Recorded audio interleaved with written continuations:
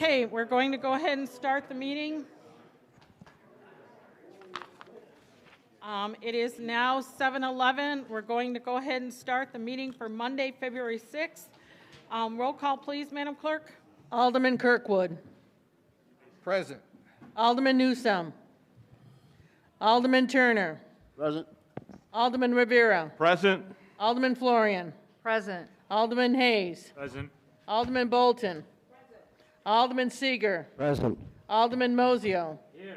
Mayor Taylor. Present. You have a quorum, ma'am. Thank you. At this time, I'd like to have the invocation by Apostle Mark McCorley from the House of Prayer. Please come up. Thank you so much for being here this evening. Thank you, Mayor. Let us pray. Father, we just want to thank you right now for this occasion, oh God. We ask your blessings upon your servants, oh God, that serve this community, oh God. We thank you, oh God, that you continue to look upon and bless our community, oh God, the people of this community. We ask, oh God, that as we have proceedings tonight, Lord, that direct things that take place within our community and beyond, that your blessings be upon us all. We give thanks for this opportunity to speak to our city council, to interact with our city council, and hear of the business that is being taken place of our community. And all these prayers we do pray in the name of your great name. Amen. Amen. Amen. And please rise for the Pledge of Allegiance. I pledge allegiance to the flag of the United States of America and to the republic for which it stands, one nation, under God, indivisible, with liberty and justice for all. Thank you all for being here this evening, and for those of you joining us from home, again, I want to remind people that our agendas go out on the Friday before our meetings, and you can get that from waukeganil.gov for all of the agendas, so you know what's going to be on for the meeting this evening. I'm going to start off by talking about, many of you heard about a petition that was circulated to place a referendum on the April 4th ballot to move the city to a manageable form of government. And I'm going to let our corporate counsel have an update on the referendum. Thank you, Mayor. Last Tuesday, Judge Barones of the 19th Judicial Circuit, across the street, issued an order affirming the placement of the referendum petition on the April 4th, 2023 consolidated election ballot pursuant to Section 515 of the Illinois Municipal Code. As you will recall, the referendum petition was originally subject to an objection on the grounds that it was improperly filed with the city clerk's office rather than with the Lake County courts.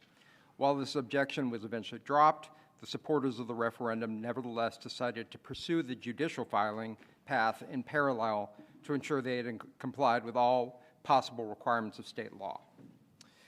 The city clerk's office has already submitted the certification of the ballot for the petition, and no further involvement from the city is required.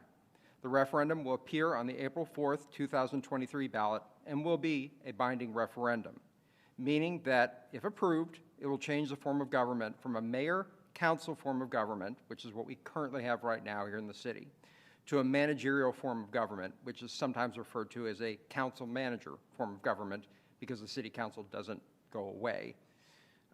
If not approved, nothing changes. With the placement of this referendum on the ballot, the city needs to take care to avoid advocacy for or against this referendum. Under Illinois election and ethics laws, elected officials are prohibited from advocating for or against referenda positions during compensated time, which specifically means when members of the council are up on the dais. Further, public funds cannot be spent and public resources cannot be used to advocate for or against the referenda. This is the same rule that prohibits sitting elected officials from advocating for the election of political candidates, including themselves. The city council members up here cannot say, I'm an incumbent, I'm running in the upcoming election, vote for me. They're not allowed to do that up here, nor are they allowed to say whether to vote for or against the referenda petition. The city is, however, allowed to provide educational and informational materials and presentations regarding the meaning and impact of the referenda if it passes. Now, you can imagine that there is kind of a fine line between talking about the effect of a referendum and the benefit of a referendum. And that is something that we're going to be very careful. We're going to educate in a just the facts way, the best we can, as to what would change if people voted yes, and what would stay the same, and what would not change. But the city is barred from either voting, advocating for, that people should vote for or against this referendum. This will be one of the topics that will be presented at this coming Wednesday's town hall. Thank you, Corporation Counsel Weiss. I know there's been much discussion all over Facebook and, throughout the community that to go to a managerial form of government that we will be getting rid of 9 aldermen, or 1 for each ward. If you remember when we initially talked about this, there were 3 things that were going to be placed on the ballot. And because the whole thing was voted down by the majority, those 2 things did not get placed on the ballot. So what I am proposing is, first off, from my point of view, I have never wanted to get rid of 9 aldermen. That's never even been an issue as part of this. But at the next city council meeting, I would like to have a committee on code revisions, and we will consider the resolutions in the event that the referendum passes and the majorial form of government is adopted. The city will place 2 referendum questions on the ballot at the next available election to, 1, retain the election of alderpersons by wards, and retain the election of only 1 alderperson per ward, which is exactly what we talked about when we talked about all 3 of those items initially. So it's just, what we can't do is this referendum will go on the ballot for April 4th.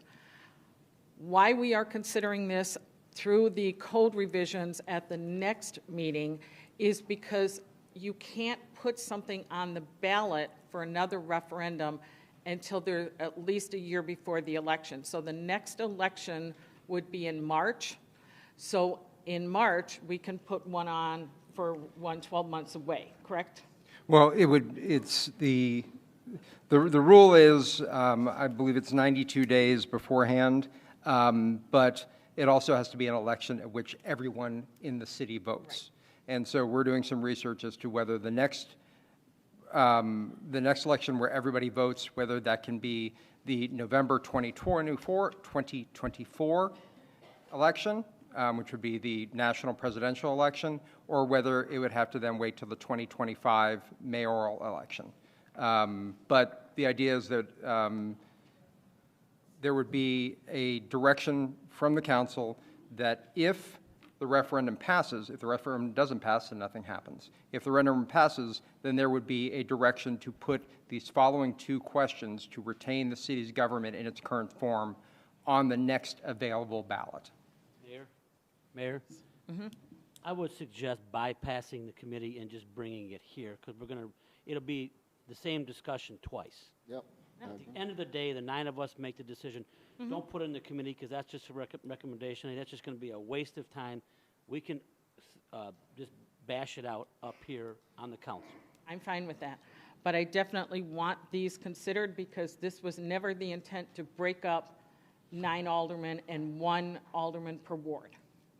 And so, like I said, it doesn't affect this election. We'd have to make sure that we nail down the election date. Yes. Nail down the election date. Bring that so everybody knows. Right. I will have that. I will have the proper election for you all to consider in 2 weeks. And again, I will say it doesn't affect any alderman. Right now, you're voting on aldermen on April 4th. And when you do that, they're there until 2027. So there's time for this to take effect. And there would be a referendum before that to fix that, so that it was all part of keeping with the same 9 keeping with 9 aldermen in the future, 1 for each ward. Again, I hope that clarifies things for people, but again, this will be on the agenda then for the next city council meeting. In other announcements, the city, as we've talked about, is hosting a town hall meeting this Wednesday at the Genesee Theater from 6 to 8 p.m. This is a perfect opportunity to be more engaged with what's happening in the city and the operations of the city. We'll cover a variety of topics and introduce department heads. So we will do kind of an introduction of department heads, talk a little bit about some of the issues right now, and then we'll open it up to questions at the end of that. So again, it's 6 to 8 this Wednesday night at the Genesee Theater. February is Black History Month, and several organizations, including the Waukegan Public Library, the Waukegan Park District, the African American Museum at England Manor, the Waukegan High School Black Student Union, and the Waukegan Township are hosting events, activities, and presentations. Please participate in these events this month to celebrate the incredible history and contributions of our local Black community. More information is on our website at waukeganil.gov. I want to thank CLC. They did an incredible job this week with their expansion project and the opening of it. And yesterday was the dedication of the Eleanor Murkey Community Center. It's phenomenal. If you haven't had a chance to see it, please go and take the opportunity to see it. It was a wonderful day, and I want to thank all the people from CLC for opening it up and letting the city participate, and again, a sincere thank you. It's Valentine's Day coming up, and the Dandelion Gallery Studio is offering multiple gift-making opportunities. So for those of you who don't have your gifts, let's go, you know. In addition, the Park District is hosting its annual Father-Daughter Dance, and Valentine gift making and unique opportunities will be, you'll be able to celebrate at the Jack Benny February 14th birthday. Both the Genesee Theater and Three Brothers Theaters have shows scheduled over the next several weeks. If you were lucky enough to see the Lombardi show this weekend, but you have Josh Turner at the Genesee Theater. There's so much happening with shows right now. Please take the opportunity to support our local shows that come to town, and either one of them, Three Brothers, Genesee Theater, CLC also has their theater in combination with Three Brothers. They have events coming up at the end of the month. The city was glad to be part of the celebrations. Like I said, with CLC, there's been so much going on. It was a multi-day, well, actually over the last week. I think CLC staff all needs a vacation to just kind of relax. But again, lots going on in the city with it, and please take the opportunity to go and see things. Last but not least, I want to introduce our new interim police chief. I said last week, or at the last city council meeting, I would have him come up and speak. Please welcome Chief Navarro, and he's going to say a few words and introduce himself. Well, thank you. My name's Edgardo Navarro.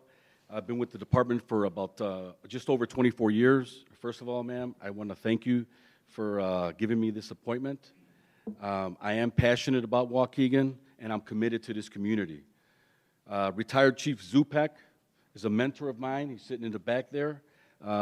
He displayed great leadership as a chief of police, and I know that I have very large shoes to fill, and I'm committed to moving this department in a positive direction. Alderman, I just want you to know that I look forward in working with you and solving issues within your ward.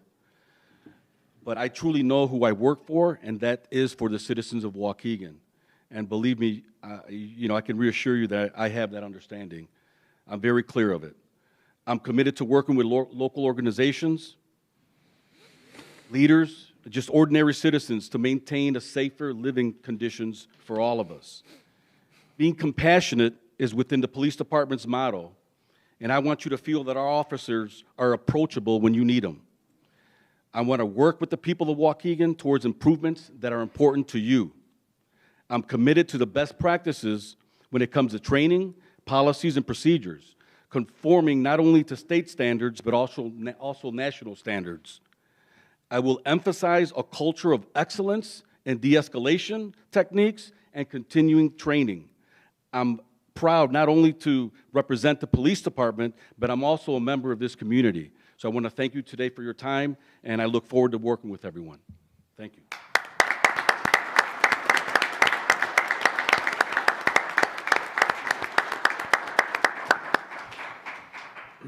I'm just going to embarrass former Chief Zupek in the back. If you notice, he's in casual clothes having a really good time during retirement. So, again, I just want to thank Chief Navarro for, I can't even tell you how much I've enjoyed, just how much we've talked lately and the things going on and where you see the police department in the future. So thank you, sir, for doing this. That concludes all the remarks, Madam Clerk. Thank you. We're going to move on to the resolution. I believe, ma'am, you need a first and a second on I do. that. Can I have a first? I'll first. Alderman Rivera. Second. Second was who? I have a question before Alderman you. Turner. Yes. This is in reference to the old minutes, right? No. No, we're on the Okay. resolution. Okay, thank you. Okay. So I've got a first by Alderman Rivera, second by Alderman Turner. Any questions to the motion first? Okay. A resolution 23-R-16 honoring the life of Johann Paris Cotton Wilson. Madam Clerk, do you have something to read? I do. Whereas Johann Cotton Wilson was born on September 20th, 1960, and whereas Johann Cotton Wilson earned her BA degree from Texas Southern University, continuing her education in human resource management at National Louis University, and her education in metaphysical science at the University of Sedona, and whereas Johann Cotton Wilson was inducted into Delta Sigma Theta sorority on April 26, 1997, and whereas Johann Cotton Wilson began her career as College of Lake County Lakeshore Campus Community Outreach and Special Project Coordinator in March 1992, was the coordinator and host of the annual Salute to Gospel program, and most recently served as academic coach and events coordinators for the Lakeshore campus. And whereas, throughout her 30-year career of dedication and service to the College of Lake County Lakeshore campus in coordinating student support and community programs, Johann Cotton Wilson ensured students were always the focus of College of Lake County initiatives and that College of Lake County was a valuable asset to the community, leaving a legacy of exemplary dedication and commitment to serving students and the community, which will always be remembered.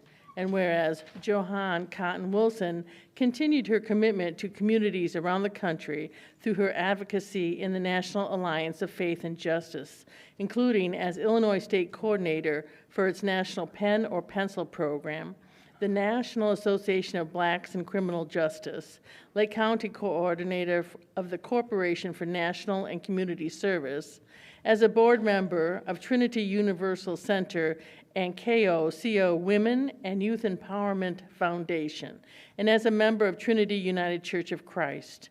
And whereas Johann Cotton Wilson will be remembered for her leadership as founder and CEO of the Juneteenth Cultural Committee of Lake County, establishing the countywide Juneteenth Festival.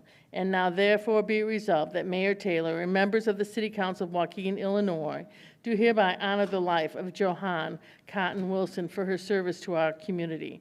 Be it further resolved that a suitably embossed copy of this resolution, signed by the mayor and city clerk, be presented to the family of Johann Cotton Wilson on the 30th day of January, 2023, and then read into the public record at the Waukegan City Council meeting on the 6th day of February, 2023, dated the 6th day of February, 2023.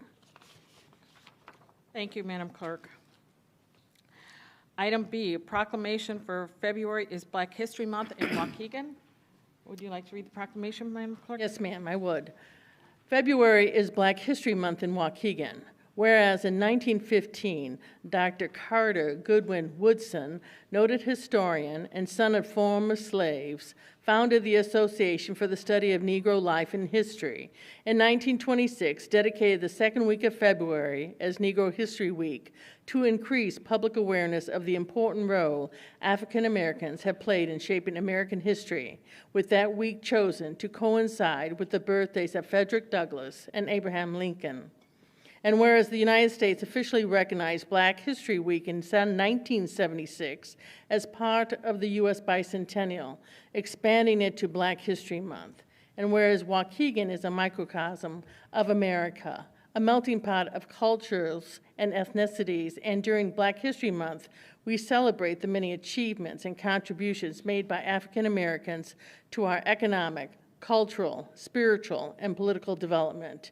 And whereas the omission of much of the history and contributions of African Americans from textbooks and other literature has impeded awareness and appreciation.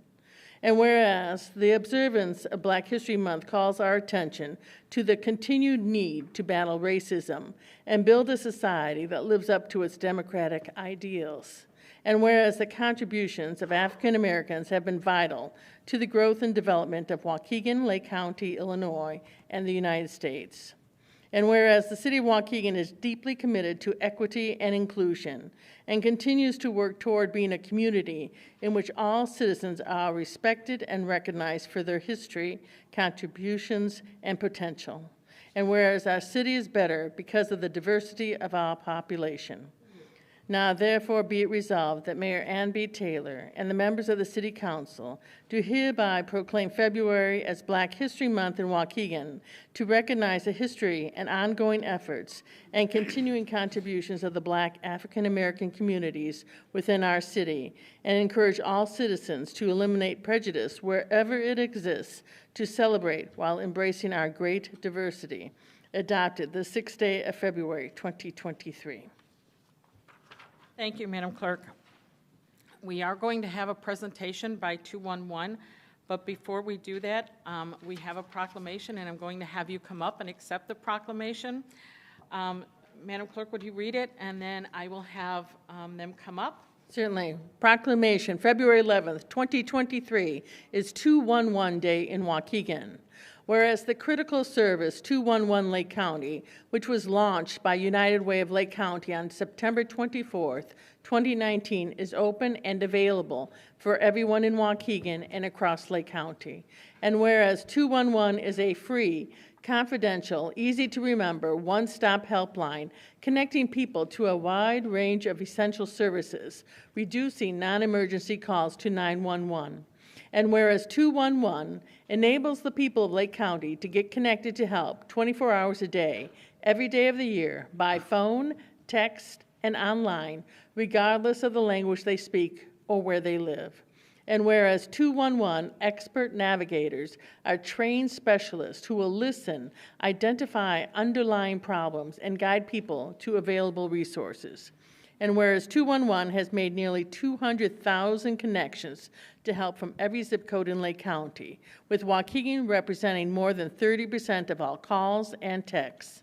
And whereas 211 team has answered 1,537 calls and texts from Waukegan in the past 6 months alone for help with housing and shelter, utilities, mental health and addictions, food, and government and legal services. And whereas 211 is available to 99% of America's population, and Lake County is leading the way as a model to bring 211 services to all Illinois communities so that every person in Illinois has access to quality information, resources, and assistance for addressing the health and human service needs. And whereas the City of Waukegan is a key community partner committed to raising awareness of 211 and has provided financial support to ensure this service can be used by residents and visitors for years to come. Whereas daily, 211 provides vital information and referrals to individuals and families in our community to improve and save lives. Now, therefore, be it resolved that Mayor Taylor and members of the City Council of Waukegan do hereby proclaim February 11th, 2023 as 211 Day in Waukegan, and encourage everyone to become aware of the services provided by 211, adopted the 6th day of February, 2023. Again, 211 is an important number. We all know 911 and all of those. 211 is an important number in our community. There are many people in need of housing, support services. United Way runs this line. It is an incredible line. We're going to learn about it more tonight, but please don't forget the importance of this number. Thank you for everything you do. I know the amount of work with this. I was early in the part when we were forming this, and I just want to say thank you for everything that's involved because it desperately helps our community. So I'm going to present this to you.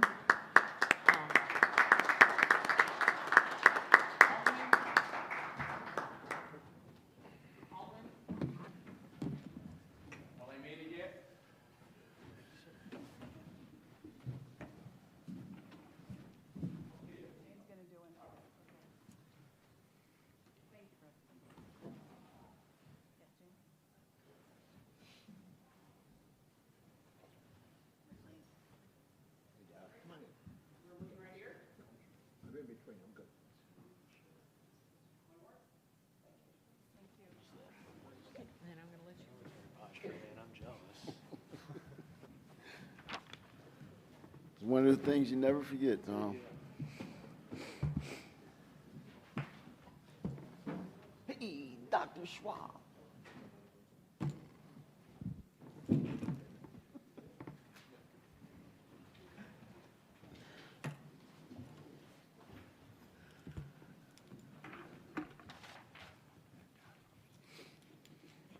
Well, good evening, everyone. Thank you so much for taking time out of your busy schedules to be here tonight, and then also for taking time on your agenda, alderpersons, to hear the proclamation, accept that, and hear me speak a little bit. So as you heard, 211 Day is coming up later this week on Saturday, February 11th. United Way of Lake County is very excited to celebrate this day with our national partners across the country, all practicing 211 services throughout our many, many areas of the country that do have access to this wonderful service. We're so grateful for this special recognition of 211 because it does help raise that awareness. We are a newer program, only being 3.5 years old, so continuing to spread that awareness of 211 and the powerful services it can provide our community members is so critically important. 211 is available to absolutely everyone in Lake County, regardless of the language they speak, where they live, what their socioeconomic status is, what type of profession they have.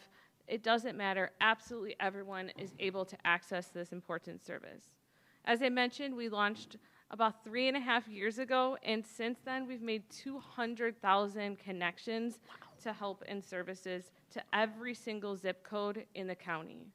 About 30% of those contacts have come from Waukegan so far. So as our community continues to embrace 211, I really want to emphasize that we are open to learning from our community members about what's working well and what's not working well. We continue to increase the number of health and human services that are available in our database, and we are open again to that feedback on other services that should be offered, partnerships that we should be creating, or things that we could be doing better.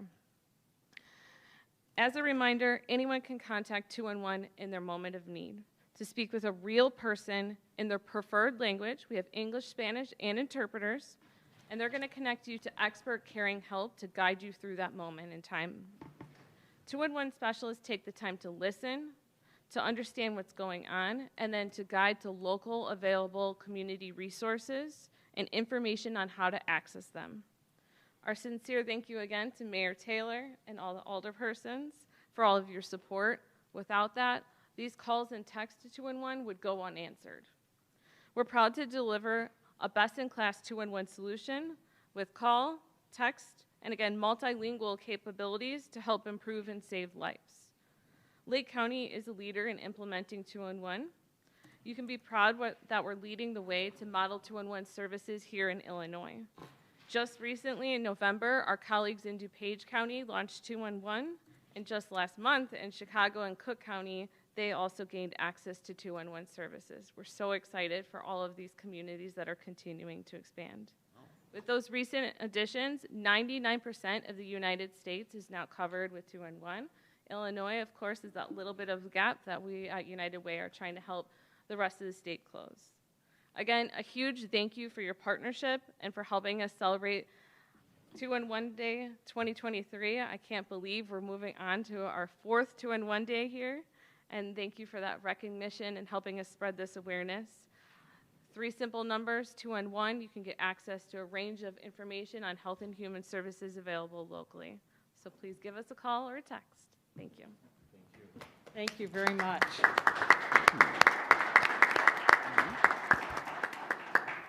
Before we go on, when we did our resolution under item A, we had a first and a second, first by Alderman Rivera, second by Alderman Turner.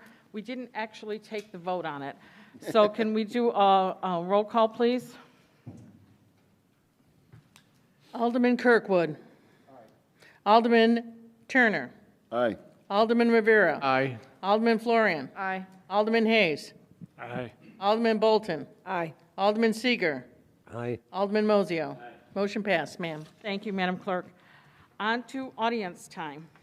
All right, I'm going to call the first 6 people up. Go right ahead and go to the east side of the room, line up so you're ready to go. You each have 3 minutes. The first 6 people will be Devon Leroy, Rabbi Michael Ben Yosef, Brother Blanks, Jesus Ruiz, Anthony McIntyre, and Andrea Moore. First one, Devon Leroy, Rabbi Michael Ben Yosef, Brother Blanks, Jesus Ruiz, Anthony McIntyre, and Andrea Moore. As soon as you talk, I'll get the timer going.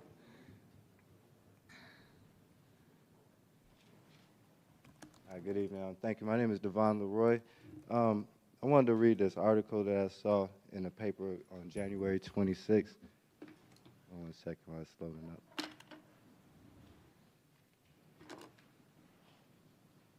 Well, the article is about the Waukegan police.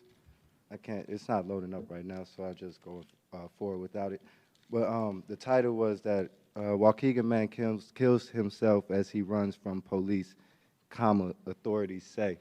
And in the article, I was kind of confused about it because it just seems like there's more to the story than what was actually told. There was a chase that happened. And during the chase, it says that in a scuffle that the guy pulled out a weapon and he shot himself. It just doesn't seem right or possible.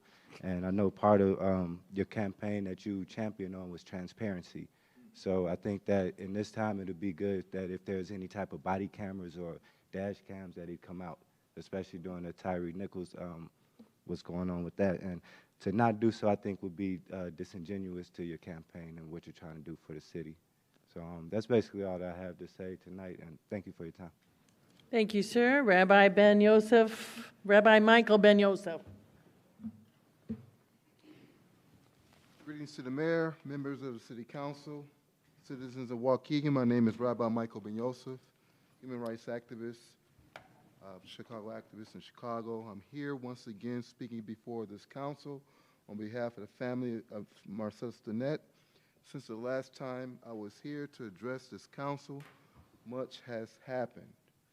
Waukegan City Council was raided by law enforcement pertaining to the 4th Ward Alderman, Mr. Kirkwood. Mr. Kirkwood, do you have a comment tonight about what has happened to address the public? You should be very transparent. Also, the entire country witnessed the release of the horrific video in the murder of Tyree Nichols. Mayor, you released a statement to ABC News. I quote, Mayor Taylor says, no officers involved in the shooting of Stinnett remain employed by the city, and that efforts are made to be transparent as possible. She also added that she is horrified by the murder of Nichols. That was a complete lie, Mayor. Were you transparent to introduce police reform? Were you transparent to publicly say Marcellus was targeted and murdered? Were you transparent to call for an investigation in your department that you're in charge of? I find your comment very timely and politically motivated. You have no business to weigh in on a murder you failed to weigh in throughout the time when Marcellus was murdered. As a national advocate for so many families around the country, all impacted families will feel insulted by you and disgusted that you made any comment when you purposely acted silent in approving that Marcellus had to be guilty and his death justified. You never once demanded the chief of police in Waukegan to act swiftly like the chief of police in Memphis. You never demanded Officer Keaton to be investigated when he harassed Marcellus' uncle in the hospital. You played along like so many mayors to protect killer cops. When will citizens of Waukegan see police reform? When will the citizens see the day your opportunist tenure as mayor with the blood of Marcellus on your hands come to immediate end? As I close, today is a new day. The name of Marcellus is exonerated. May justice come swiftly. May the mother and the family find measure of peace and closure. All lives don't matter until Black lives matter. Thank you, Rabbi. Brother Blanks? Brother Blanks, Black Abolition Movement for the Mind. I'm going to just say this right quick. When we're talking about transparency, I really hope you guys consider as to what we made comparison at the last city council meeting. Chicago has a Cobra. Waukegan needs a Waukegan independent accountability for police department. Come on, guys.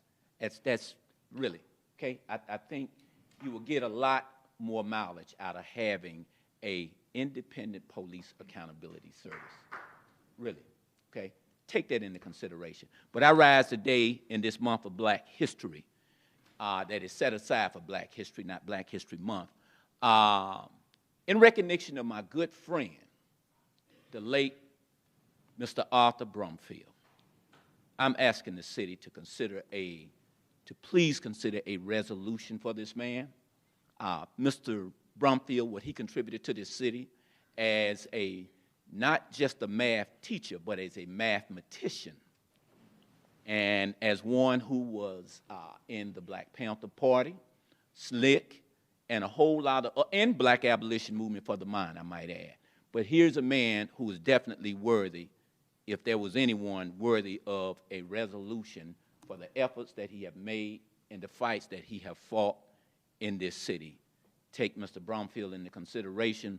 I usually, as an organization, we are an organization that really speaks and addresses issues of human rights and civil rights, if you will.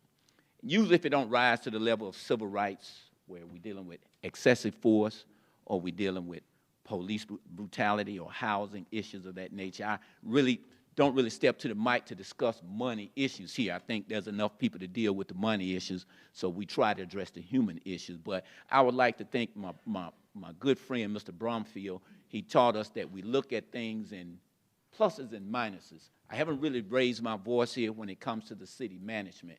But right now, if I was looking at things in plus and minuses, and I'm hoping when I go to this town hall meeting, you guys can show us something a little bit more about where there is more pluses, because right out the door, when we implement a city management, I see minuses here, and the reason I say that because we still have a sitting mayor, and then we're talking about extending an extra amount of dollars for a manager.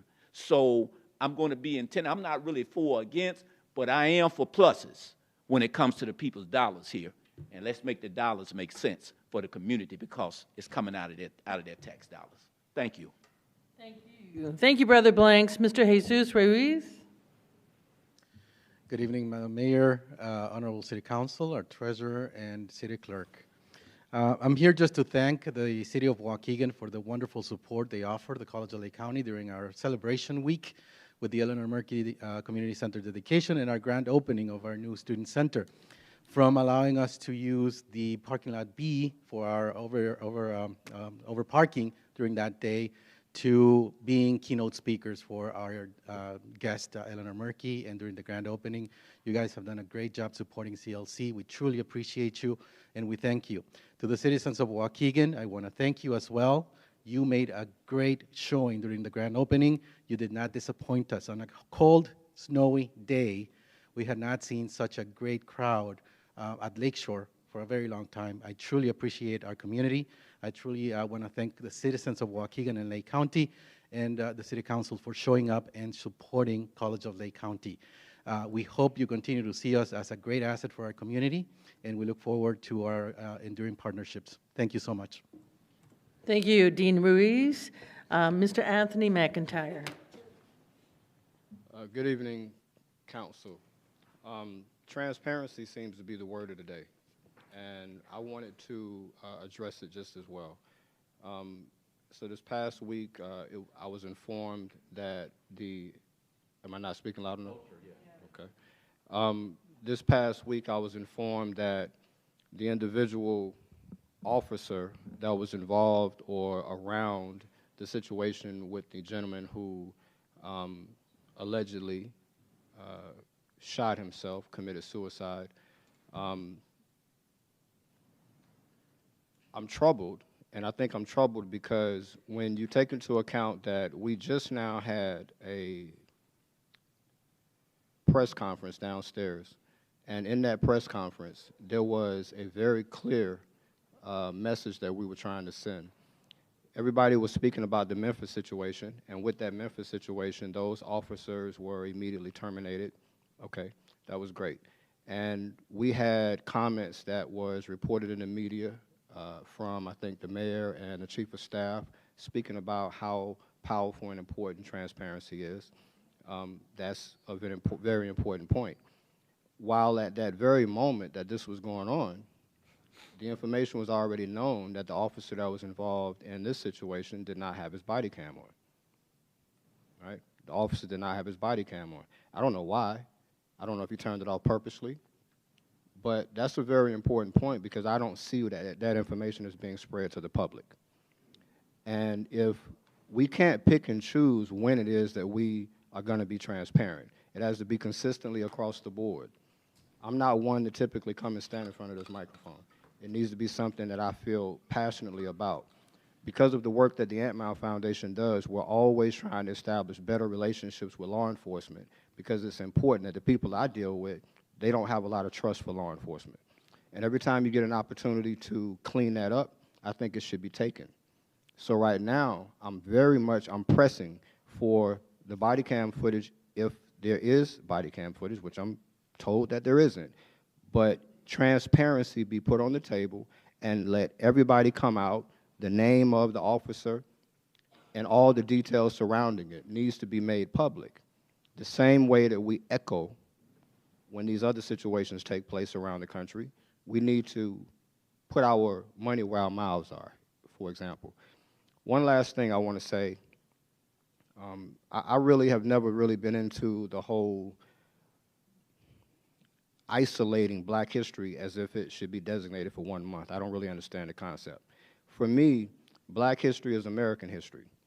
And I think that everybody needs to recognize that it's cute that we're given 28 days out of the month, but we need to do better. Thank you, sir. Thank you. Ms. Andrea Moore. Hello, Council. Andrea Moore. If anyone remembers me, I have less hair now. Had to let it go.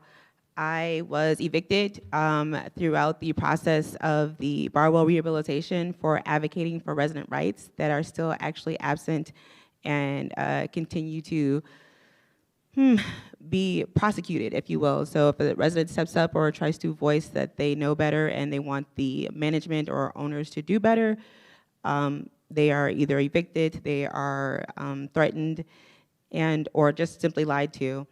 I recently tried to spearhead my own little event at the Waukegan Public Library and distributed about 140 flyers. I'm banned from most of their properties or all of their properties, so technically I was not the one doing that.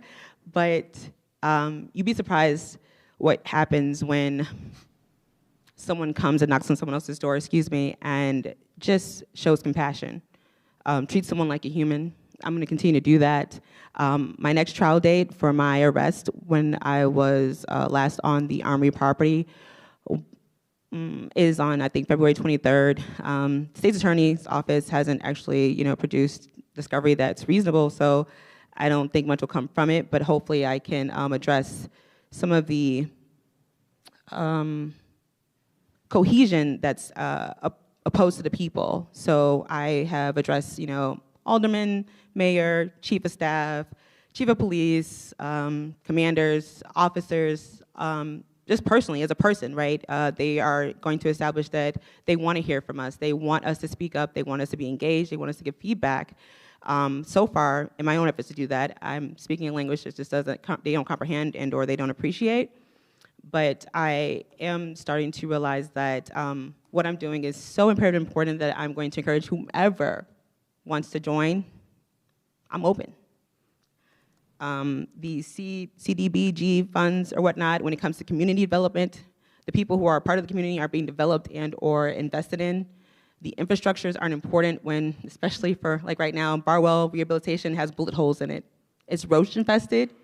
There's cracks and crevices happening within the inside of the units. The brand new, and what they did to people throughout the year 2020, I was moved, people are pushed and pulled, people haven't been relocated back. They're now somehow Lakeside Towers, those tenants are being brought in when people who were on the list for years should have been moving in, and or people who were just been displaced should be considered to come back.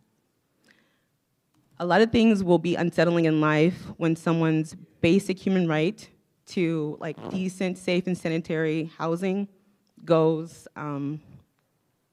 neglected. Okay, so please pay attention to those people, try to reach out to them, do whatever you can in your best of your ability, and we can get through this. We will do this. Happy Black History Month. Thank you, ma'am.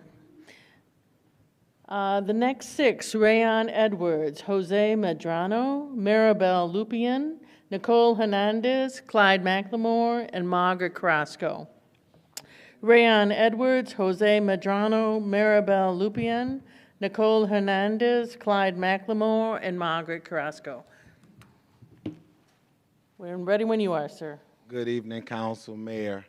First, I want to give a shout out to COC for honoring Eleanor Murkey. And as I said there, I'm going to say it here. And I hope some of the aldermen that sits on this council would hopefully get behind this. But that campus there should be named after Eleanor Murkey, not just a room. I'm grateful for the room, but as a kid growing up, that was a storefront. It was a couple of offices, and she's dedicated her life into making sure that we had something that looked like Grays Lake. So something to keep in mind. Tonight, what I witness is what I talk about all the time about the lack of education.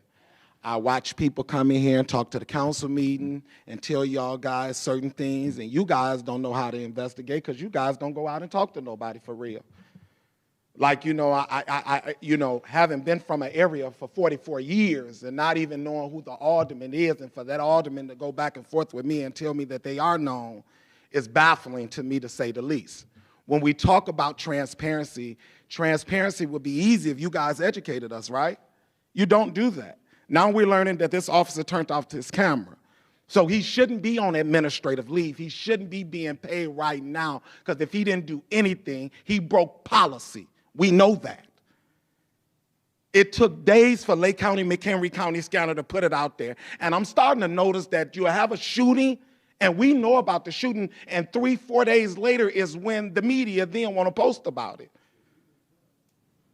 We be on the scene when these things is happening. So I implore y'all to stop playing with us like we don't understand what's going on in the community that we live in.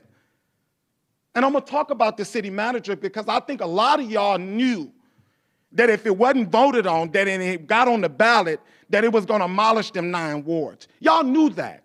Y'all are banking on certain wards to not come out to vote because that's what normally happens. Well, I want all y'all to wake up, because I got a message for every last one of y'all. When I say I would do everything to make sure that they understand this process and that it don't happen, looking at Alderman Turner's page and watching the city's credit card, and I have to fight tooth and nail to get y'all to give me some dollars for my kids. But y'all sitting down here eating lavishing lunches, paying for it on the city's dime, our money. And the kids are the future? Help me understand that I've begged y'all, I've pleaded with y'all, I've calmed down, I've talked like I've had sense, I've talked peacefully, and it seems like nobody gets that. I have to come yell and scream and kick doors for anybody to even listen to me. About these kids in this city, I'm ready to go to war with anybody. Please know that. I'm fighting for them. Thank you, Mr. Rayan. Jose Medrano. Good evening, and Mayor, City Council. Mayor Taylor, why are you trying to have our city adopt a winner-take-all at-large voting, where instead of using wards, you want alderman candidates to run in an at-large or citywide elections? Did you know that at-large elections, also known as at-large block voting, is one of the oldest tricks in the book? The Supreme Court Justice Ginsburg cited this method along with racial gerrymandering as a permanent second-generation way to deny equal opportunity for minority voters and candidates. Congress even banned at-large voting for all federal elections. It's been discarded by most states. No voting method has been subject to more litigation for its discriminatory impact on local elections. Yet while the covers are off, the discriminatory impact and intent of at-large voting, it persists in hundreds of local jurisdictions, and now you want to use the method in Waukegan's aldermanic election? The history with no direction from the U.S. Constitution on voting systems. In 1788, the first states elected their members of Congress at large statewide. Most soon saw how these left significant regions of their states without local representation.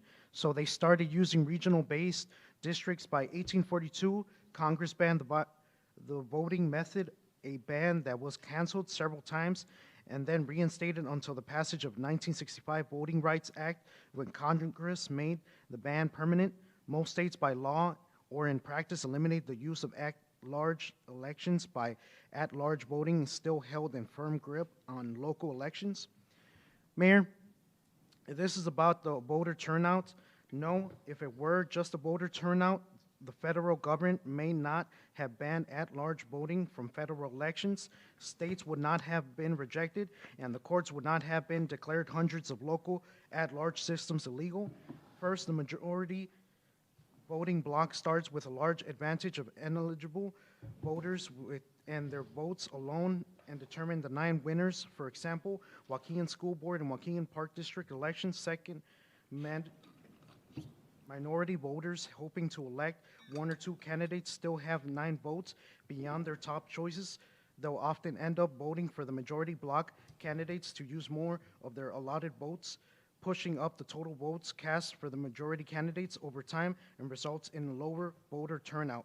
In these neighborhoods, a byproduct stacked system where voters see their favorite candidates lose elections after election. Mayor, is this what you want in Waukegan? Yes, because you want River Road to control the entire city. Thank you, Mr. Medrano. Maribel Lupien. Behind you.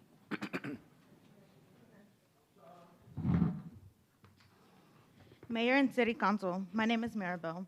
I am speaking on behalf of the Gonzalez family. Mayor, it's my understanding that you allowed Margaret Carrasco to be in charge of the Waukegan, Illinois Fiestas Patrias. If so, we are very disappointed with Margaret and you, Mayor Taylor, and how she treated my sister and my brother-in-law. Mayor Taylor, Margaret did a disservice to the people of Waukegan, and especially my sister and brother-in-law. On Sunday, September 18, 2021, around 2 and 3 p.m., Margaret yelled at my brother-in-law and threatened to have him arrested if he did not move the truck from the corner of Washington and Genesee. My sister Jennifer wanted to watch the horses pass by in the parade. It was especially important to her because she was battling her second round of leukemia. Jennifer was, this was the last time she was ever able to enjoy the Fiestas Patrias. She passed away in March 23rd, 2022, but the treatment that Margaret displayed that day to my sister and brother-in-law, Mayor, is unacceptable. My sister Jennifer and my brother-in-law were yelled at and threatened to be arrested if they didn't move back to the sidewalk by Margaret. Thank God the officer understood the situation and gave us permission to park on Genesee and Washington and get closer if we needed to. Jennifer could enjoy the horses as they passed through the parade. I understand, Mayor, that you have a lot of confidence in Margaret, but Margaret has not been a friendly person to the Latino community, and especially to my sister, who was battling leukemia at that time. I trusted you.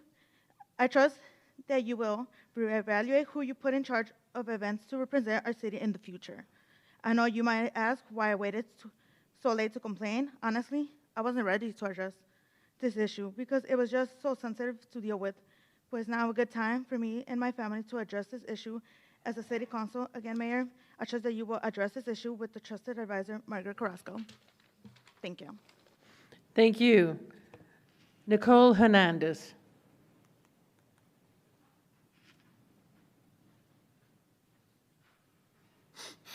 Nicole Hernandez. Nobody should be threatened by civilians.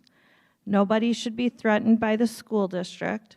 The city should not be partnering with the school district if the city is not going to be responsible and ensure that the school district is responsible for the children, since apparently the state's not stepping in or whatever's not happening.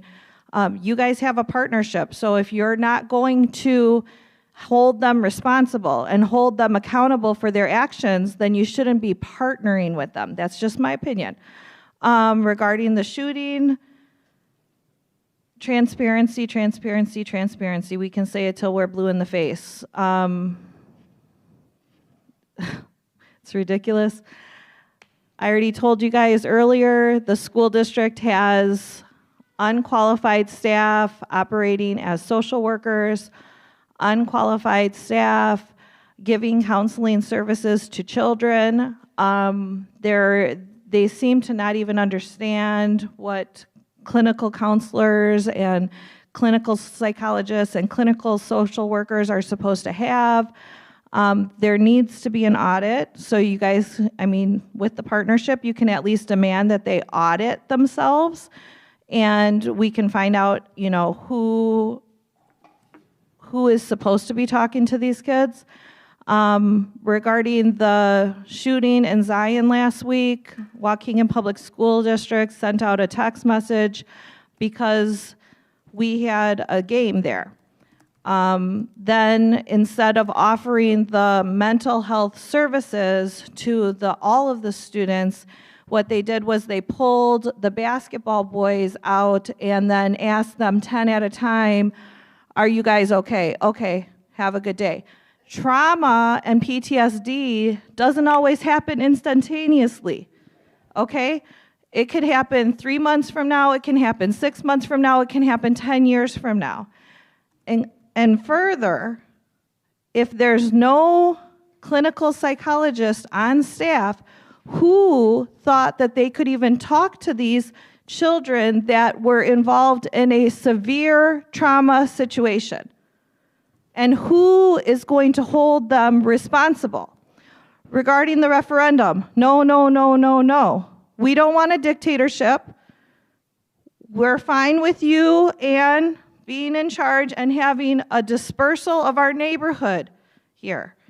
We need to all vote no, because otherwise we are going to be under a dictatorship. I don't care if all the other cities did it because they're stupid and they want to be under a dictatorship. That's them. We don't want to be under a dictatorship, okay? Thank you, Ms. Nicole. Thank you. Clyde McLemore.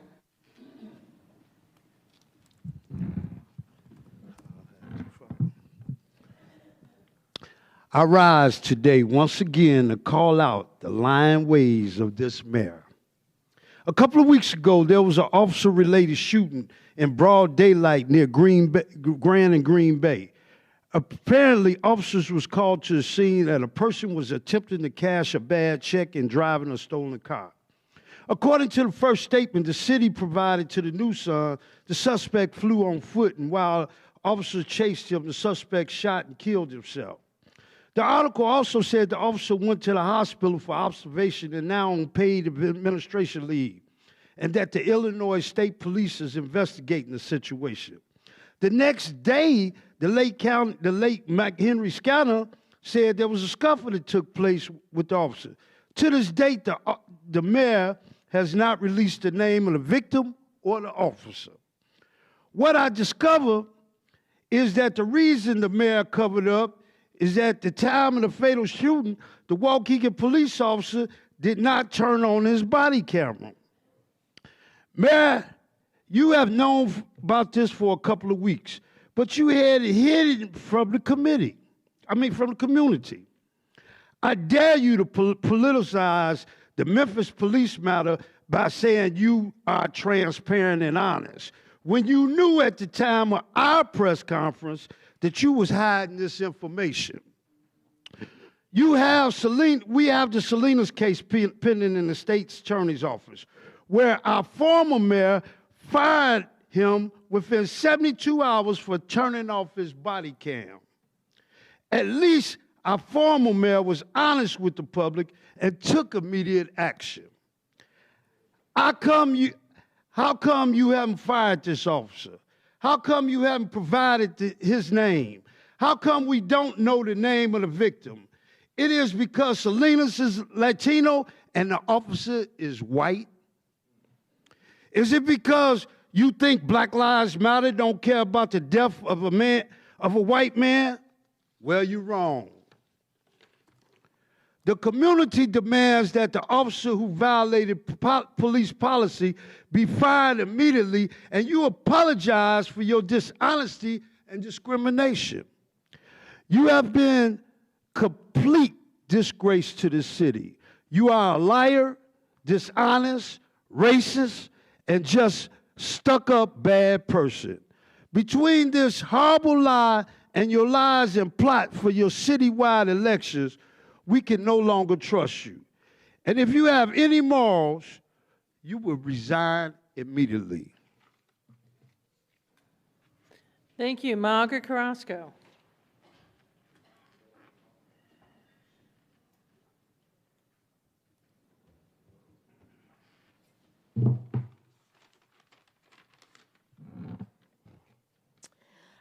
Here's a copy of a flyer of a picture of the Facebook page for re-elect Janet Kilkelly. Yes, that's her sitting right over there. And it states, the office of the City of Waukegan clerk is fully cooperating with the investigation. And it was put out the next day after the Lake County Scanner had their article about it. Really? Then she even posted a video. And I want you to just hear just a snippet of what she stated in her a video in regards to this matter. We're all participating in making sure that the information is given to those who request it. So if you got any questions, don't hesitate to call me, Janet Kilkelly, your city clerk.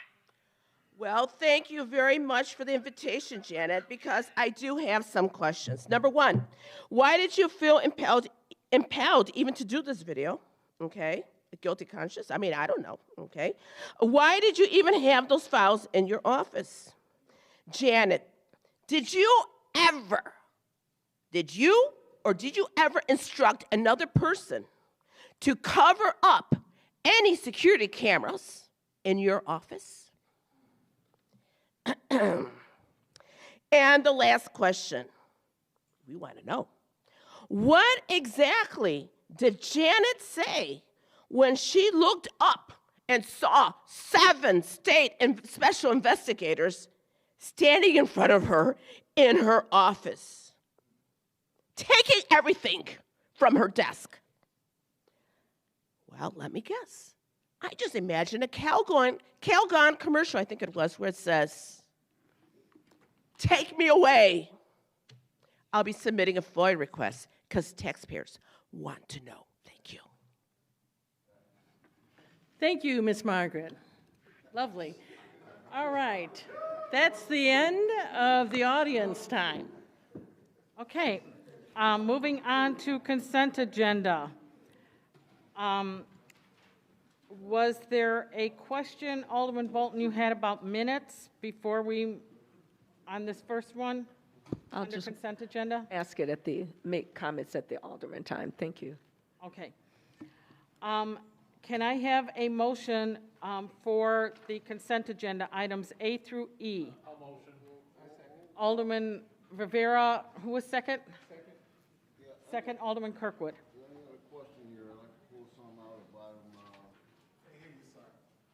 Thank you. Yeah, sorry, ma'am. And I would like to question some of the vendor payments on item C. I'd like to pull several of them out for discussion. Okay. Or clarification. Okay. So we're voting on item A, B, D, and E. Any questions to those motions? Okay. Item A, motion to approve the regular meeting minutes from Tuesday, January 3rd, 2023. Item B, motion to approve the regular meeting minutes from Tuesday, January 17th, 2023. Item D, motion to approve a miscellaneous payroll, paid holiday payback and comp time cash out, retro pay, dated January 27th, 2023, and a total amount of $30,545.28. Item E, motion to approve regular payroll dated January 27th, 2023, in the total amount of $1,665,840.85. There being no questions to the motions, roll call, please, Madam Clerk. Alderman Kirkwood. Aye. Alderman Turner. Aye. Alderman Rivera. Aye. Alderman Florian. Aye. Alderman Hayes. Aye. Alderman Bolton. Aye. Alderman Seeger. Aye.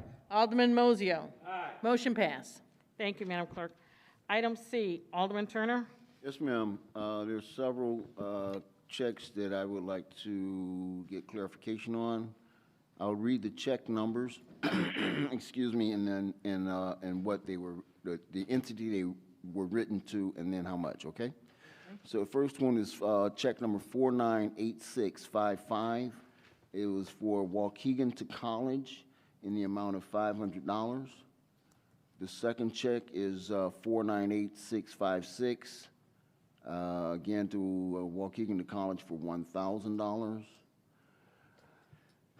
The next one is 498837 to Waukegan Township for $973. However, there is also a similar check, 498837 to Waukegan Township for $1,500. So I don't know how that duplicate check number applied. 498641. Charmed Foundation, the Charmed Foundation for $550. Check 498638 for the Waukegan Boys and Girls Club for $1,500. 498740 for Heart of the City for $700. And again, that $1,500 I mentioned to Waukegan Township. And then finally, 498740 to Waukegan Township for $700. Total out to $7,423.12 for edification. But anyway, these kind of caught my attention because they are not-for-profit organizations and the Waukegan Township another government entity, and I just would like to understand why and what for we're paying or giving money to these 501c3 not-for-profit organizations and another government body. I don't understand. I don't know these particular checks, and finance would be better to answer that than me, but traditionally they do give so much in donations for certain things, and we've done it for years. Yeah. It's the same thing as like we've given things for book bags and that kind of thing.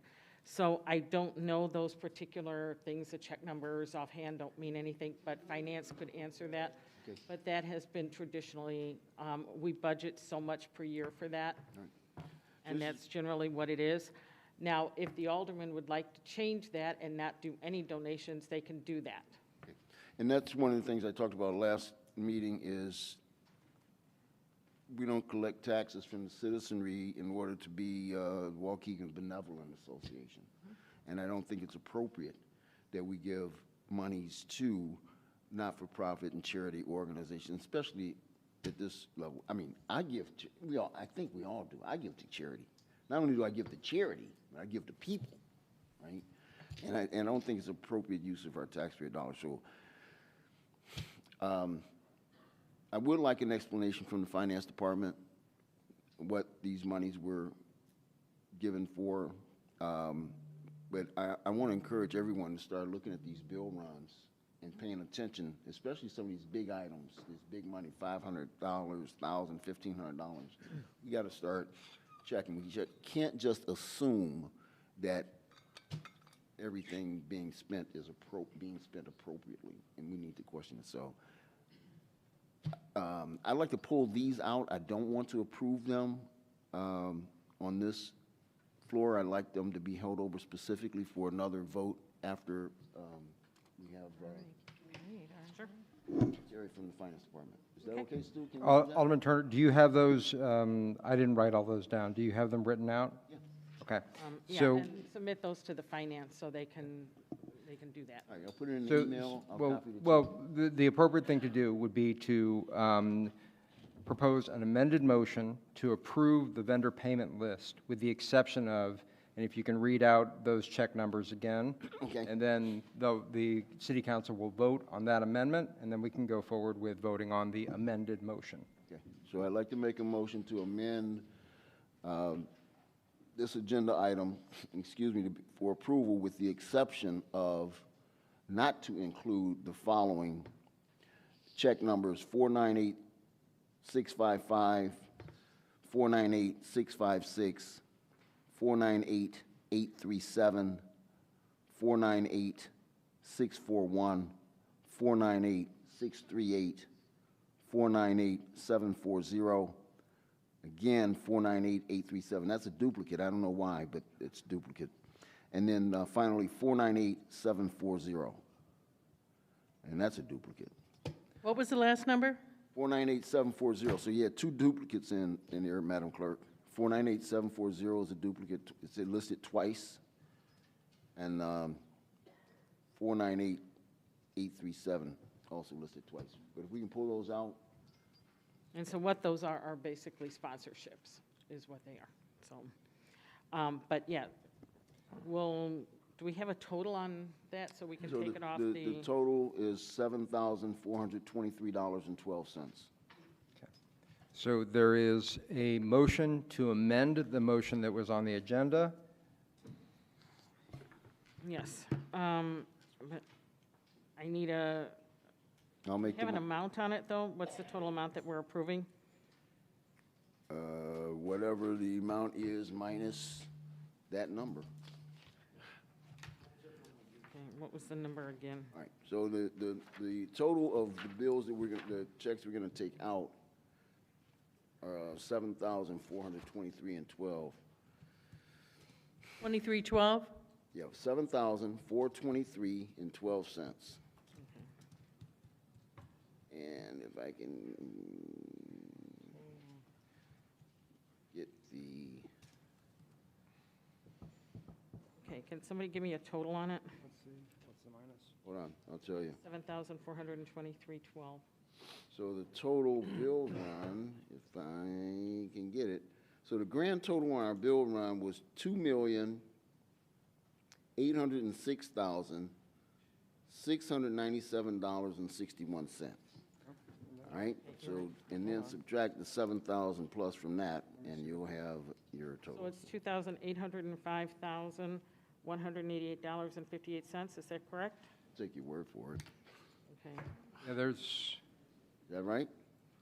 I'm looking at the Port Angeles report, and the motion have two different numbers on it, though.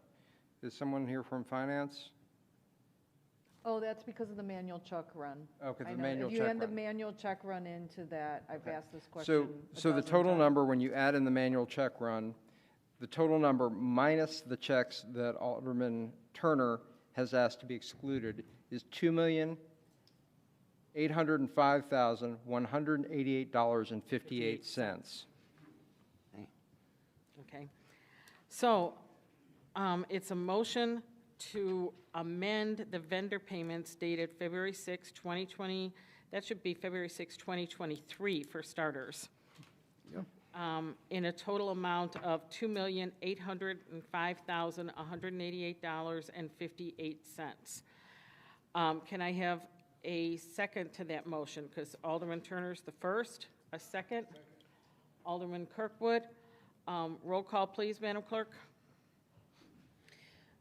Alderman Kirkwood. Aye. Alderman Turner. Aye. Alderman Rivera. Aye. Alderman Florian. Aye. Alderman Hayes. No. Alderman Bolton. Aye. Alderman Seeger. Aye. Alderman Mozio. Motion passed, ma'am. Thank you, Okay, Madam so Clerk. that amends the motion, and now you got to vote on the motion as amended. So I got to be a stickler. This is how I justify my existence. I got to be a stickler on these points. Okay. So a motion to approve the amended vendor payments dated February 6, 2023 in a total amount of $2,805,188.58. I'll make the motion. Alderman, okay, so it's Alderman Turner and Alderman Kirkwood. Roll call, please, Madam Clerk. Alderman Kirkwood. Alderman Turner. Aye. Alderman Rivera. Aye. Alderman Florian. Aye. Alderman Hayes. Aye. Alderman Bolton. Aye. Alderman Seeger. Aye. Alderman Mozio. Motion passed, ma'am. Thank you, Madam Clerk. There being no reports and communications or old business, new business, can I have a first for item A under new business? Alderman Mozio, a second. I'll second. Alderman Rivera. Resolution approving a settlement and release of all claims for Police Department Workers' Compensation Claim Number 220210W045. This matter was presented at the regular Government Operations and Oversight Committee meeting on February 6, 2023. Any questions to the motion? Roll call, please, Madam Clerk. Alderman Kirkwood. Aye. Alderman Turner. Aye. Alderman Rivera. Aye. Alderman Florian. Aye. Alderman Hayes. Aye. Alderman Bolton. Aye. Alderman Seeger. Aye. Alderman Mozio. Motion passed, ma'am. Thank you, Madam Clerk. There being no ordinances, closing items, Alderman time. Alderman Kirkwood. Thank you, Madam Clerk. Want to congratulate the Public Works Department for doing an outstanding job on our first major snowfall. You did an outstanding job, certainly in the 4th Ward, where we have a lot of streets that are one-way parking. I want to let the constituents know that we need to make sure that as the plows go down the side of the streets that are no parking on that particular side, within an hour and a half or so, we need to move those cars to the other side so that when the plows come back around, they can plow the other side where parking is allowed. That way, your vehicles will not get plowed under, as I got several calls regarding that. Also, a reminder that the alleys are the last to be plowed, so keep that, in mind. Also, it's important that in our neighborhoods that we shovel our sidewalks. The sidewalks need to be shoveled so that people do not slip and fall on the sidewalk areas. Also, congratulations to CLC for their outstanding opening. I had toured the building before, but certainly there was a tremendous amount of people that did attend those festivities. So we need to just continue to support CLC and work through the concerns that we have. Also, in terms of the First Midwest Bank that, the school district has purchased, we got some clarification tonight. Certainly, I got several phone calls from the business owners, and hopefully, as we do a presentation, we'll get more clarification so that there's no misunderstanding as to what's going to happen in that particular center, and that it will support not only the students, but our citizens of Waukegan. Thank you. Alderman Turner. Thank you very much. Firstly, I'd like to welcome Dr. John Schwab back. I haven't seen Doc in a while. Thank you for your presence. Hopefully, we'll get a treasurer's report. I'd like to see that or hear from you on what your report is there. I have all the certified copies you want. All right, let's take a look. I'll be glad to bring them and pass them out each time, because several years ago, an alderman couldn't find it in his package. Yeah. It was in the package. It was in all the packages, but he couldn't find it. So I started bringing them and passing them out, and I'll be glad to start doing it again. All right, I appreciate it. Thanks, John. All right, welcome back. Welcome home.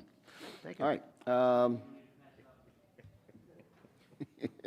A couple of things. So in the 6th Ward, I continue to get complaints from several citizens regards alternate parking. You know, we talked about it. We passed y'all passed it. I was the only alderman to vote against having alternate parking run from midnight until noon. And I get a number of people who have, they work within the city and then they come home for lunch. At 11 o'clock, they leave to go back to work, and within an hour, they've gotten a $25 ticket for parking in front of their house during normal business hours. No snow, no impediments, no reason other than that's an ordinance. I get a lot of those calls. Also with people who have work vans. A lot of our homes were built in the 30s and 40s. They have single car garages, single driveways, and you know, maybe they have a work van, a service van or service provider, plumber or some such, right? He's bringing his work van into their driveway. They bring their car out on the street, park it directly in front of their house, 10 o'clock in the morning, 9 o'clock in the morning, and they get a ticket. And also the observation was made to me that there's no signs about alternate parking. I've never seen one. So maybe that's something I think we really need to think about too. Signage, right? Alternate parking between the enforced 24 hours a day, whatever. That would be of great benefit, I think, citywide. Another complaint I'm getting, a lot of calls about and it's not my term, but petty code enforcement citations. Peeling paint, they didn't paint the porch, you got 2 steps and you don't have a rail on it, those kinds of things, and my neighbors are getting pretty upset about it, and it's impactful. These are the kind of issues that I think we need to focus on, the things that impact how we live and how we are governed, the things that are important to our neighbors, right? That's why I talk about these things, because that's what I hear, right? And a lot of us here, I think most of us, all of us, are homeowners, right? So I can identify with it. Petty code violations, I think we need to take action there. 200 Julian Street. Just 2 days ago, we had another shooting down at 200 Julian Street. A young lady called me, and I know Alderman Kirkwood is aware this is his ward, but I got to speak to it because it's just indicative of a problem citywide, but that specific building is just getting really out of control. And I talked about this at the last meeting before, but we had another shooting down there. Young man was shot in the leg. The woman who called me to inform me of this incident was outside with her children, and one of her daughters was nearly shot. I mean, like, just went right past her, right? So again, I'm asking that we look at, no, we don't need to look at it, we need to do it. Just get it done. Insist that the building owners pay for a police detail down there at 200 Julian. We did that back in, I think it was back in 2003. They are. Yeah, they are? All right. Good. No, I'm telling you, when I went down there at the shooting, I saw obviously police responding, but there were security guards there, and I don't think they were armed. So, Mayor, I don't want to get into a lot of that, but I'm just saying, we got to do something. We have to do something specifically about Julian Towers. I know that we have had police details there and a police detail at Whispering Oaks, and they shut the criminal activity down. So we've got to take action. That lady was in tears, and she was so traumatized. She didn't even want to talk to them. No, don't have them come up here. And then eventually I convinced her to give me a number to pass on to the investigator so she could talk to him by phone. We got to do something, and we got to do something quick. I mean, we can't just keep putting it off, right? We will be more than happy to give you an update as of 4 o'clock this afternoon. I'd love to hear it. I'm sure Alderman Kirk would too, if he hasn't. All right, thank you. All right, finally, I did go out to the Lake County Forest Reserves Planning Committee meeting this afternoon. There was discussion about a memorandum of agreement between the FAA, Federal Aviation Administration, Waukegan Port, and the Waukegan Port District regards the runway expansion at the Waukegan National Airport. A lot of great discussion. I spoke in favor of the memorandum of agreement simply because that agreement, it doesn't say go build the runway. What it allows for is the federal funding for environmental studies and noise studies and those kinds of things, and that information be they're able to present that information and have public hearings. Without that memorandum of agreement, they can't move forward, and they can't have the public hearings. So you can't educate the public. Go figure, right? So anyway, I went out there and I spoke in favor of that, and it did pass. Okay. Beyond that, I don't have a lot more in the 6th Ward. I think the standard stuff, we talked about the snow removal, Alderman Kirkwood. I think Public Works did a great job. I also want to thank again our police department. Their policing is reactive. They're doing the best they can. I am happy. I'm happy to hear that some of the folks in the audience spoke about this police officer involved shooting over on Grand and Green Bay. However, I want to add another perspective to that, and that is it was a tragedy, regardless of the circumstances, that someone's life was lost, right? It's fortunate that that officer didn't fire the weapon, right? So we're not talking about an officer shooting, but he was involved. And I got to tell you, you can't imagine how traumatizing that is to pull the trigger on someone or to see someone being shot. And I can't tell you what that's like. I've experienced it, but I can't describe it. And so I also want you to consider that that police officer is a man, is a human, and he has feelings. And I just wonder how he's doing, you know. And we want to be mindful of that before we go out making all these accusations, and just don't be a mensch, all right? Thank you. That's it. Alderman Rivera. Thank you, Madam Clerk. I will pass. Thank you. Alderman Florian. Thank you, Madam Clerk. I just have a couple of things. I want to say congratulations to Interim Police Chief Navarro. Welcome. I'm so happy I can still say the police chief lives in my ward. I don't have to change that shtick any.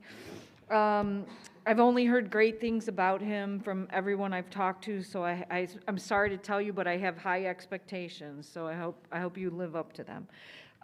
Public Works, thank you so much for doing a great job in the snow. That was a heck of a snowstorm. I was out in it most of the day, and the snow came down really hard. I know you and your crew, Chris, did the best job you could do given the circumstances, so thank you for that.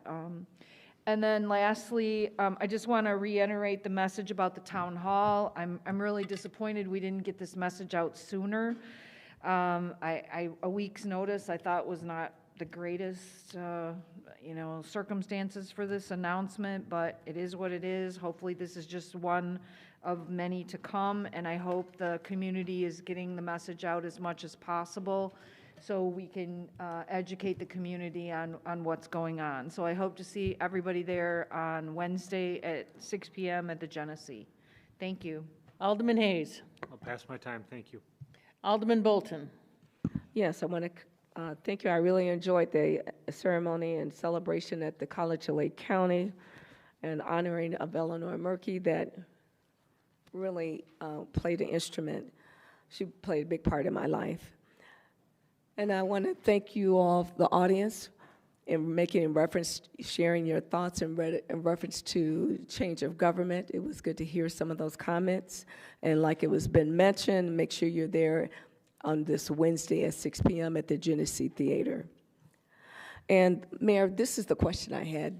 There was a young man that made a comment or had a question in reference to, did we as a city waive the water bill at 200 or 202 Green Bay Road? And that bill was $22,321.08. Did we waive that? And if so, can you give clarification in reference to that comment? I'm aware of, I mean, not that's come up across my desk. Yeah, that would be stretches. There's no, yeah. Mm-mm. No comments, okay. So just reiterating, once again, we're being transparent. No, there's, Okay. And that's all I have. Thank you. Alderman Seeger. This won't take long.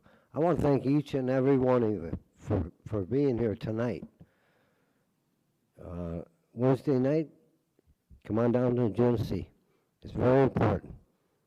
Thank you very much. Stay safe, and good night. Alderman Mosio.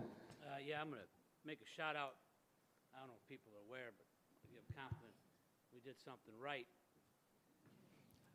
A while back, Waukegan and Zion had a basketball game, and we got intel, because we do have people to their ears to the ground and get intel from people. It was suggested that maybe we need to move the time to earlier in the day, and maybe not allow fans to the high school. And it was done, and there was no trouble. Zion, Waukegan played in Zion. Didn't happen. They had a shooting in the parking lot, almost at point-blank range. We did something right. You all know the problem with gun violence here in this country. You have Highland Park, one of the safest, most affluent areas in the country, if not the world. And look what happened there. And there was no way they could have prevented that. They didn't have the intel. So anytime we have a gathering of people, you're going to have a police presence, whether we think we need it or not. Again, look no farther than Highland Park. And then if you do get intel at that gathering that something may happen, you have to take more precautions. That's just the world we live in now. Now that bothers me because nothing bothers me more than a high school that can't have a high school experience. And these kids have had a miserable-ass high school experience. COVID, violence, they haven't been able to experience. And we always say, hear something, say something. Well, that's what happened. Hear something, say something. We heard about it, and we changed the time, and everybody was safe. And then we still got flack about it. You can't have it both ways, people. You can't ask the police or the entities to protect you, and when they do, then complain about it. This is my time right now. You had your time. You want to talk to me? We can talk out there. Okay, we can talk all you want. But this is my time, all right? So we did something right. Now, we don't know if something would have happened, but it might have. It happened in Zion. Thank God no one was killed or hurt. With that, motion to adjourn. Thank you. Wait, I just want to, before a motion, I want to do the update on 200 Julian. Because we had this meeting with HUD at late this afternoon. Corporate Counsel, would you like to do the update? Yeah. Okay. So the owner of 200 Julian, which has been the problematic owner, is under a consent decree that basically they need to sell the property by the first week in March. They have a buyer. And they are still, the buyer is doing its due diligence. The purpose of our call today with HUD, which was with I believe the regional director of HUD, was to ensure that HUD would be doing everything possible to ensure that they would not stand in the way of this sale to a responsible party. The party that currently owns the property has one that has been in litigation in Chicago, in Kankakee, in the state of Indiana.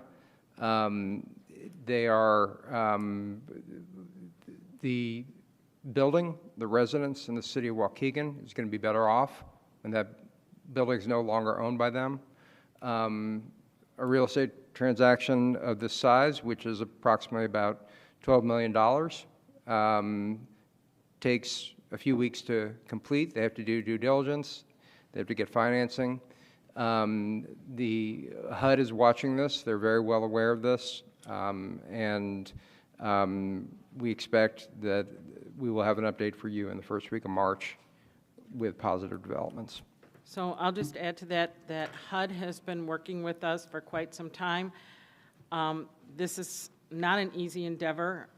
As corporate counsel explained, this is a group that has problems through multiple cities. We have been the city that has been able to get the most action.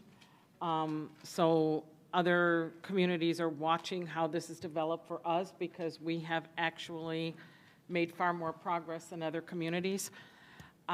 This due diligence process that the buyer has is 60 days. So the offer was put in on, I think, January 5th, and I think they have, the way it works, it's March 7th is when the actual date will come about of them making the decision. The HUD has been very good in working with us and pressuring of how this current owner cannot stay a part of things. For instance, they cannot finance in any way any part of the sale. So we just had this conference today. Like I said, they've been outstanding with HUD. We are trying to get this done as quickly as possible. There are time, things take a time. They have 60 days to do their due diligence. We can't go about things any faster than what we're doing them, but know that the intention is to get new owners in there. If for some reason this deal does not go through, we will have them back in court because they didn't honor all the things that they're supposed to do. But we have to do the legal options, and until March 7th, our hands are somewhat tied. That's fine. But Good. But what about the safety of those people over there between now and March 7th? Okay. What about their safety now? Because it's been shooting the coldest day when nobody was outside. Okay, and they're shooting outside. We are monitoring. We have our police drive by there on a regular basis. We are doing our best to stop things as much as we can. There is security within the building. That's part of their current contract. What they don't have is security outside the building. And so, like I said, we've continued to work. Our police are working on things. We are doing the very best we can on this. And like I said, we have actually how this has been handled will actually be how it will be handled with this corporation across the country. And we have set some precedent of how HUD will need to be involved with this group. So March 7th is our date that we're waiting for so that we know whether this building will be sold or not, or whether we're back in court. And that's as far as legally I feel comfortable telling people where we're at, but that is effective 4 o'clock this afternoon when we got off the phone with HUD. So with that, can I have a motion to adjourn? Motion. Second. Okay, all those in favor? Aye. Have a great evening, everyone. First was Alderman Rivera. Second was, who was second?